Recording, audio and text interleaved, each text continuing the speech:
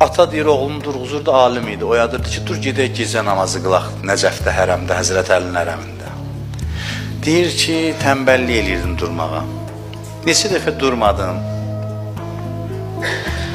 O da deyir, mənə çox mərhəmətlə, bəzi atalar kimi yox, özü namaz qılır, gəlir çomaqla uşağını durğuzur ki, dur namazdır falan. O şəkildə olmaz. Deyir, çox yumuşaq tərzdə deyir, oğlum, xahiş edirəm, dur, gedirəm hərəmə, sən də gedə bir şirkət gecə namazı qılaq falan. Deyir, durmurdum. Bir dəfə deyir, axırda güclə, bəla ilə durdum, turşumuş üzlə, narazı ifadə ilə, belə ki, məni qoymadın yatam, getdim, deyir, getdi, hərəmə çatanda qapısına gördük, dilənçilər oturub, əl açıb dilənirlər.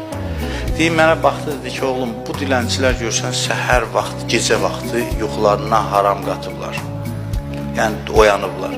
Gəliblər bu ümidlə ki, keçən bəlkə nəsə verər. Heç kəs də söz verməyib onlara ki, gəlin sizə pul verəcək. Ümidlə gəliblər ki, keçənlərdən kimsə mərhəmət eləyər, nəsə verər. Sonra deyir, yerin göyün Allahı isə vədə verib gecə oyanıb ibadət eləyənlərə. Elə şeylər verəcəm ki, heç kəsə vermirəm. Xüsusi neymətlərdən onlar. Yəni, bu dilənçinin o yoldan keçənə inandığı qədər Allaha inanmırsan, deyir. Belə dedi mənə.